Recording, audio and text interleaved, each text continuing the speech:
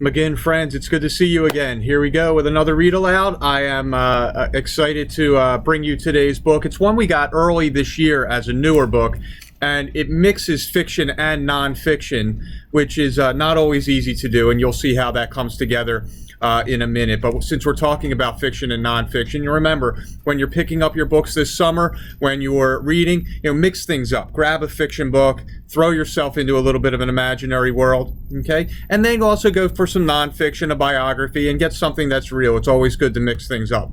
So here's a book today that is called Eat Your Rocks, Croc, and it's by Jess Keating. Sugar gliders like me are nocturnal. But now that I'm a doctor, I help patients day and night. Ready to roll? Let's go. Wildebeest the wildebeest. Dr. Glider, my mom is already expecting me to be up and running across the plains. Can you tell her to chill? Those cheetahs get to lounge in their den all day. It's not fair. Sorry, Will. But your mom is right. The savannah is full of hungry animals. You want to eat breakfast, not be breakfast, right? So get moving. Some creatures have all the luck. They get lots of care and attention from their parents. These animals are known as altricial. Humans, rabbits, marsupials, most rodents, and some birds are altricial animals. Other animals, like wildebeest, horses, ducks, and hares, are precocial. They are much more developed when they're born. Precocial animals are able to move around right after they are born. Thank goodness you're here. I've been getting headaches for weeks, and I can't stay awake for my morning yoga. Help! Talia, you are nocturnal. Skip the yoga. Try some late-night stargazing instead. Nocturnal animals are most active at night. They have unique adaptations to help them survive. Many nocturnal creatures have a reflective layer in the backs of their eyes. This tapetum lucidum helps them see in the dark.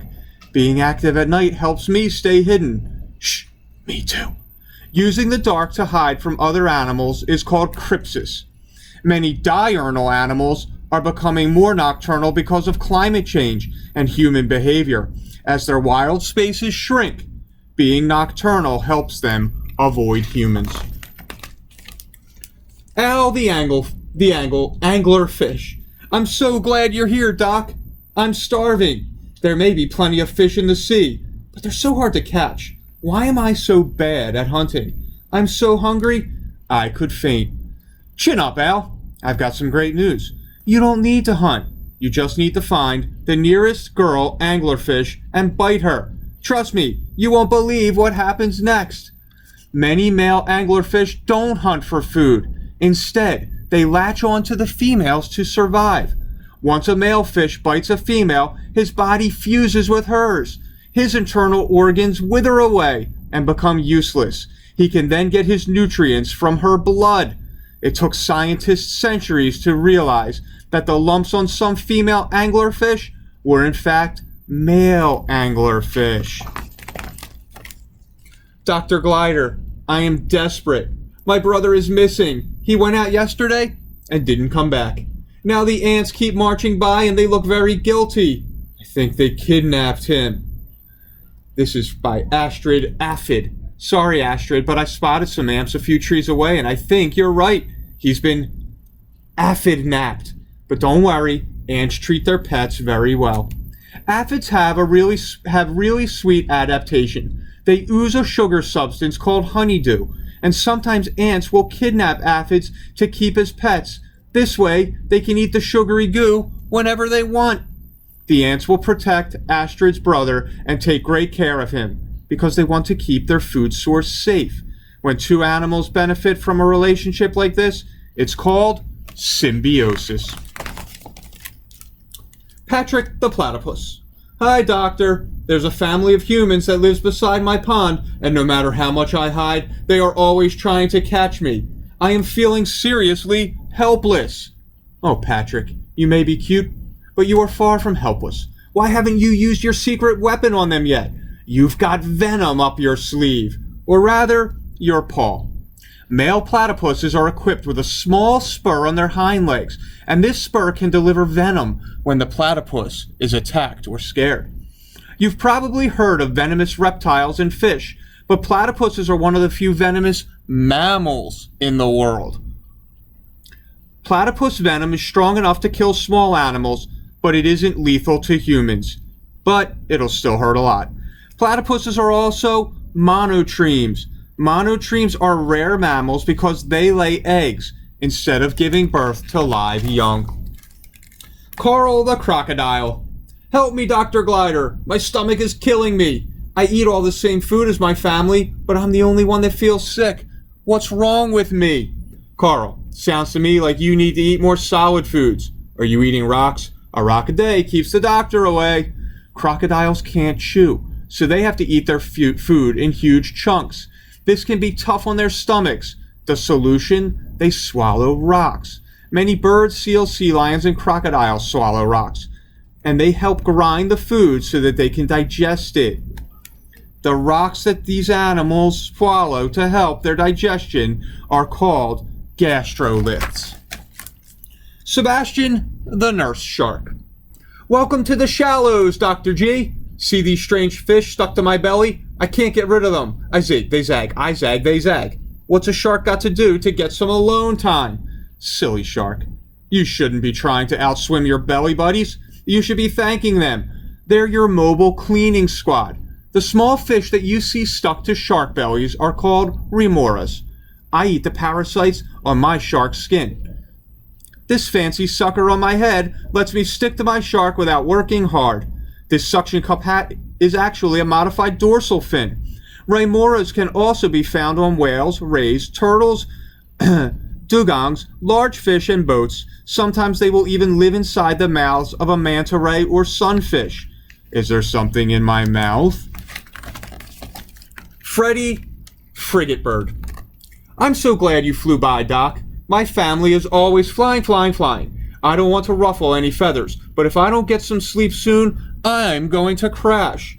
Your bird brain is well equipped for some shut-eye in the sky, Freddie. Catch some Zeeves above the high seas. Frigate birds like Freddie are able to nap midair while they fly. These naps are about 10 seconds long, and they happen every few minutes. Because they are expert nappers, frigate birds can stay in the air for up to 2 months without landing. Unlike us, frigate birds don't swim. If they had to land on water to sleep, their feathers would get wet, waterlogged, and they could drown. Most living creatures need sleep to survive, but some don't stop moving to do it. Many sharks and whales sleep as they move too. Eek, Dr. Glider! What's making these creepy sounds in the water? Asked Christy Krill. I hate to be a scaredy krill, but I can hear them all day and night.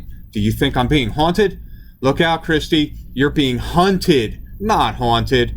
Whenever you hear that eerie music, just keep swimming. You know what they say? Where there's a whale, there's a way to be eaten. Whales are very noisy and make clicks, squeaks, and wails to communicate. Their noises can sometimes be heard from hundreds of miles away. Baleen whales use long plates of baleen in their mouths to filter food, like krill, out of the water with every gulp. Whales need to eat a lot of them every day, and some species can eat up to 4 tons of krill per day. All right, everyone, stick together. Can I get a little personal space here? We are krilling it. This is Penelope the pitcher plant. Glider. These rats spend all day skittering up my vines and chattering in my leaves. They look very hungry, and they're stressing me out. Are you kidding me, Penelope? You don't need to be scared of them eating you. You can catch them to shut them up. Don't worry. Be trappy. Pitcher plants are named for their special leaves that form a pitcher-shaped trap. The pitcher usually traps insects, which then get dissolved by the digestive juices inside. Sometimes they can also catch bigger creatures like rats or shrews who fall inside. Pitcher plants aren't the only tricky plants that prey on creatures. Butterworts, bladderworts, Venus flytraps, and corkscrew plants all use different traps to catch their dinner. Percy the praying mantis. I finally worked up the courage to ask out a girl. We were having a great time, but she gave me this weird look all night. Did I do something wrong? Yikes, Percy, don't ask her out again. She wants to eat you for dinner. Run for your life! Praying mantises have varied diets. I'll take one gecko, a hummingbird, some insects, and the head of my mate, please. It's not known why some females eat their partners while others don't. This behavior is cannibalism. Mantises are excellent hunters. They wait patiently and silently, and then attack at lightning speed. Their front legs have sharp barbs and are designed to hold on to their wriggling prey. We have Red and Ronnie Red Fox here. Dr. Glider, look what we found. Is it still alive? It looks tasty. You kids have found a frozen wood frog. Yes, he's alive, but I wouldn't eat him. He'll give you a case of brain freeze that would be unforgettable. When winter comes, many frogs nestle themselves in a cozy stream, lake, or pond to stay protected from the cold. Wood frogs are different. They embrace the cold. We can freeze our entire bodies for up to 7 months in the winter. During this time, their hearts can even stop beating. He's a frogsicle. In spring, they thaw out, wake up, and hop away like nothing happened. Daphne, the bottlenose dolphin. Thanks for swimming by, Dr. Glider. I need help with dinner. I get cuts and scrapes on my snout, and it hurts so much. Any tips for a safer schnoz at mealtime? Daphne, a simple sponge will protect that poor nose. Meals will be a lot less painful now. Dolphins love to use their snouts to sift through the sand for tasty fish, like sand perch. To protect their sensitive skin from sharp coral and rocks, many dolphins have invented a brilliant solution. By holding a sponge while they forage, they have a buffer between their nose and the seafloor. Hold it like this. Humans used to believe that they were the only species to use tools, but that was total nonsense. Many animals use tools. And this is Myrtle the meerkat. Dr. Glider, I'm going bananas. My termite casserole is in the oven. I've got an entire burrow to clean, 8 children to feed, and predators to watch out for. Can you help me finally get some rest? Oh, my dear. Have you lost your meerkat marbles? You are a woman in charge. You run the show. Call home right now and get your family to help out. You're a Queen Myrtle. Start acting like it. Meerkats are matriarchal animals. This means that the female meerkats are in charge of the whole family. A group of meerkats is called a mob.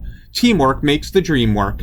In each meerkat mob, everyone has a job. Some meerkats watch for predators, some hunt, and some babysit the youngsters. Baby meerkats don't work, but they are expected to learn from their elders. So we will see you next time with some more information about animals.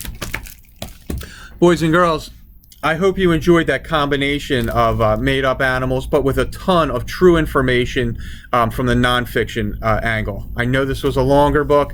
I hope you enjoyed it, and we will see you with another read aloud later this week. Take care.